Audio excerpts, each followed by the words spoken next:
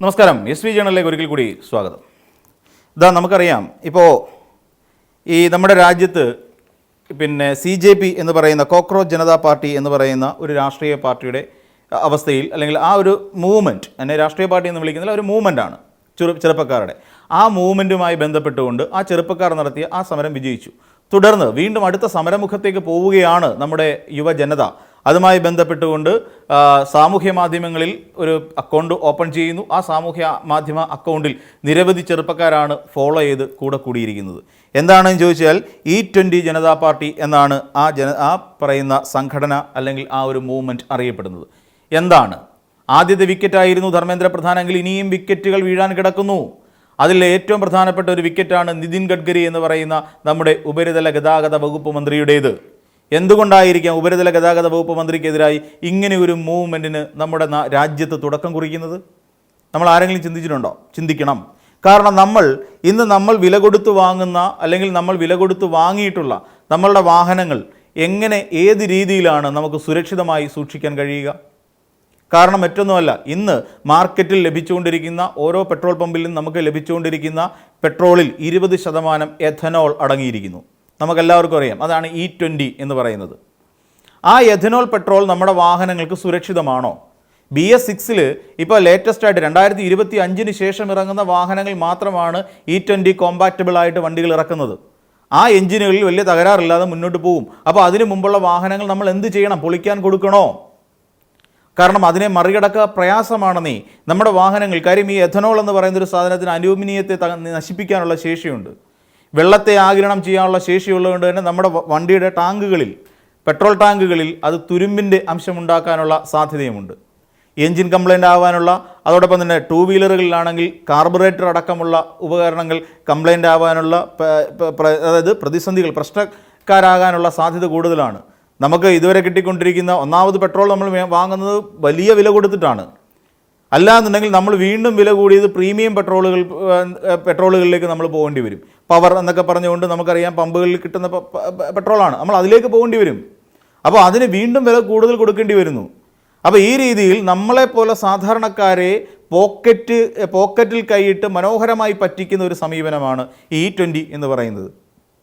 അതുപയോഗിക്കുന്ന നമ്മുടെ വാഹനങ്ങൾക്ക് കേടുപാടുകൾ, എൻജിൻ കേടുപാടുകൾ ഉണ്ടാകുന്നത് സ്വാഭാവികമാണെന്ന് ഈ പറയുന്ന മെക്കാനിക്കുകളിൽ പലരും അതിനെക്കുറിച്ച് വ്യക്തമാക്കുകയും ചെയ്തിട്ടുണ്ട്. ചിലരൊക്കെ അതിനെ ഓവർകം ചെയ്യാൻ വേണ്ടിയിട്ട് അതിനനുസരിച്ചുള്ള കാർബറേറ്റർ, പക്ഷേ അലൂമിനിയത്തിന് ഇത് നശിപ്പിക്കുന്ന ഒരു പ്രശ്നം നമുക്ക് പൊതുവിൽ റിപ്പോർട്ട് ചെയ്യപ്പെട്ടിട്ടുണ്ട്. മൈലേജിൻ്റെ കുറവും റിപ്പോർട്ട് ചെയ്യപ്പെട്ടിട്ടുണ്ട്. എന്ന് വെച്ചാൽ E20 പെട്രോൾ 2025 മുമ്പ് ഇറങ്ങിയിട്ടുള്ള വാഹനങ്ങളിൽ അത്ര പ്രാക്ടിക്കൽ അല്ല എന്നാണ് അതിൻ്റെ അർത്ഥം. എന്നാൽ എന്താണ് എന്തുകൊണ്ട് എഥനോൾ എന്ന് പറയുന്ന ഒരു കെമിക്കൽ അല്ലെങ്കിൽ ഒരു രാസവസ്തു നമ്മുടെ പെട്രോളിനുള്ളിലേക്ക് കൊണ്ടുവന്നു?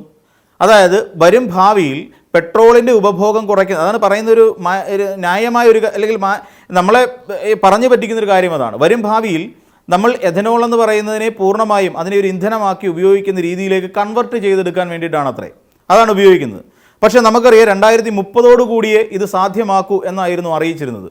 എന്നാൽ വളരെ എളുപ്പത്തിൽ 2025 കൂടി, എനിക്ക് തോന്നുന്നു 2025 കൂടി തന്നെ ഇത് 20% എഥനോൾ എന്ന് പറയുന്ന ഒരു സിസ്റ്റം നമ്മുടെ നാട്ടിൽ കൊണ്ടുവന്നു, നമ്മുടെ രാജ്യത്ത് കൊണ്ടുവന്നു.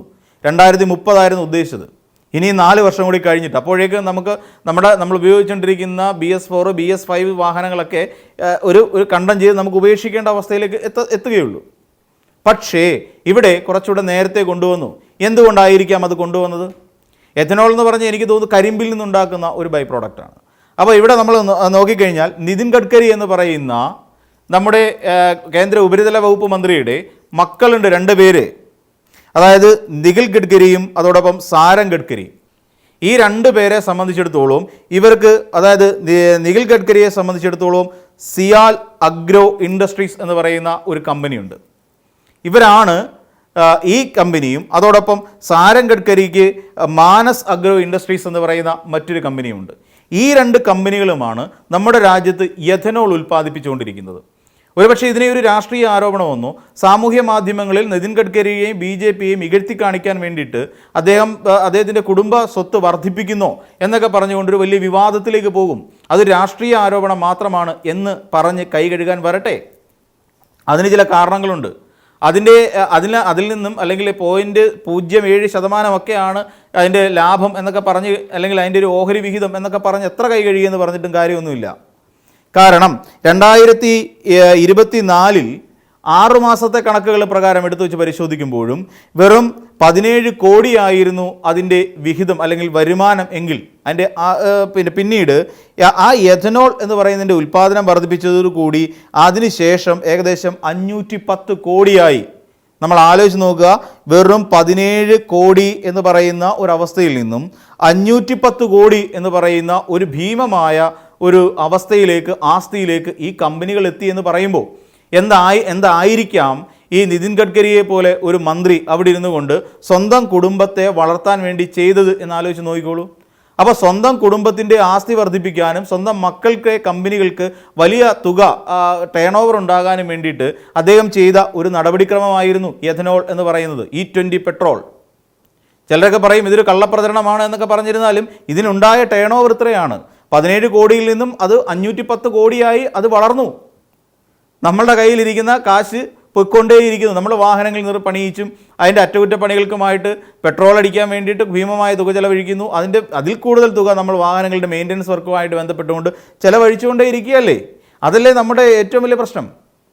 അപ്പോൾ ഇനി അടുത്തത് നോക്കാം. ഇതിന് അതായത് ഇത് എത്രയാണെന്നറിയോ? 50 മടങ്ങാണ് വർധന, 30 മടങ്ങ് വർധനയുണ്ടായി. പിന്നീടോ ഇതിൻ്റെ ഓഹരി, അതായത് സിയാൽ അഗ്രോ ഇൻഡസ്ട്രീസിൻ്റെയും മാനസ് അഗ്രോ ഇൻഡസ്ട്രീസിൻ്റെയും ഓഹരിയിലുണ്ടായ വർധനം എത്രയാണെന്നറിയോ? ഓഹരിക്ക് 40 രൂപ നിരക്കിലായിരുന്നു ഓഹരി വിറ്റുകൊണ്ടിരുന്ന കമ്പനിയെങ്കിൽ പിന്നീട് അത് 3000 രൂപയായി വർദ്ധിക്കുകയാണ് ഒരു ഓഹരിയുടെ വില. അപ്പോഴും നമുക്ക് ആലോചിച്ച് നോക്കാമല്ലോ.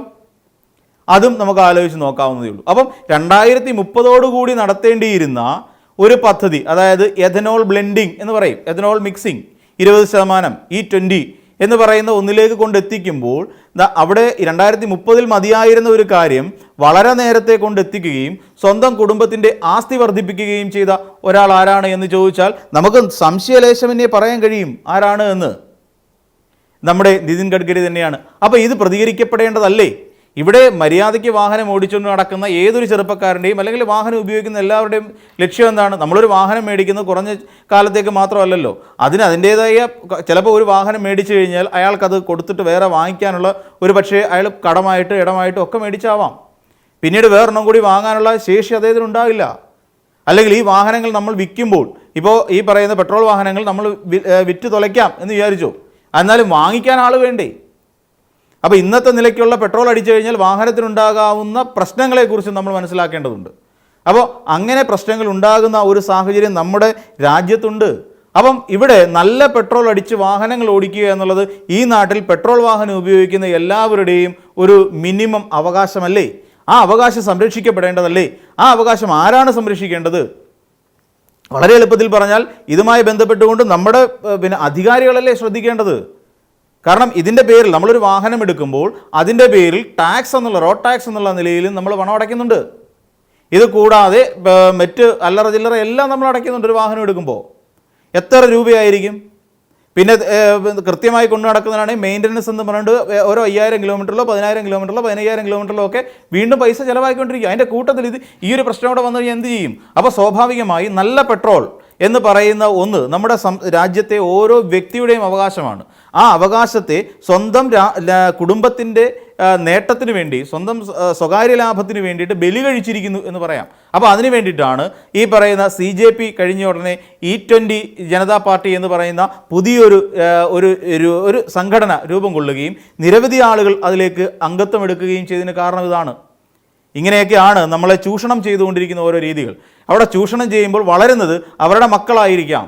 ഇപ്പോൾ ധർമ്മേന്ദ്ര പ്രധാൻ്റെ മക്കളൊക്കെ എവിടെ പഠിക്കുക നമുക്ക് എല്ലാവർക്കും അറിയാമല്ലോ. അപ്പോൾ ഓരോ കേന്ദ്രമന്ത്രിമാരുടെയും മക്കൾ നമ്മുടെ കേരളത്തിലെ അല്ലെങ്കിൽ ഇന്ത്യയിലെ ഏതെങ്കിലും യൂണിവേഴ്സിറ്റികളിലാണോ? അല്ല, അവരെല്ലാം വിദേശത്ത് പഠിക്കുന്നവരാണ്. അപ്പം ഇങ്ങനെ ഇതിനെയൊക്കെ കുറിച്ച് നോക്കുമ്പോഴും നമ്മളെ ചൂഷണം ചെയ്തുകൊണ്ട്, സാധാരണക്കാരെ ഇന്ത്യക്കാരെ ചൂഷണം ചെയ്തുകൊണ്ട് സ്വന്തം കുടുംബത്തിൻ്റെ ആസ്തി വർദ്ധിപ്പിക്കുന്ന നിലയിലേക്ക് നിതിൻ ഗഡ്കരി മാറിയിട്ടുണ്ടെങ്കിൽ തീർച്ചയായും അത് ചോദ്യം ചെയ്യപ്പെടേണ്ടതാണ്. ആ ചോദ്യം ചെയ്യലിന് വേണ്ടി ഇവിടെ ചെറുപ്പക്കാർ ഇറങ്ങിക്കഴിഞ്ഞിരിക്കുന്നു. ഇനി അധിക കാലമൊന്നും ഇങ്ങനെ പിടിച്ചു നിൽക്കാൻ കഴിയില്ല എന്നുള്ള കാര്യം നിതിൻ ഗഡ്കരി മനസ്സിലാക്കുക. അപ്പോൾ അടുത്ത വിക്കറ്റിന് വേണ്ടിയിട്ടുള്ള ശ്രമമാണ് ഇപ്പോൾ നമ്മുടെ ചെറുപ്പക്കാർ നടത്തിക്കൊണ്ടിരിക്കുന്നത്. അതിന് എല്ലാവിധ ഭാവുകങ്ങളും നേരുന്നു. അപ്പോൾ മറ്റൊരു വീഡിയോയുമായി നമുക്ക് വീണ്ടും കാണാം.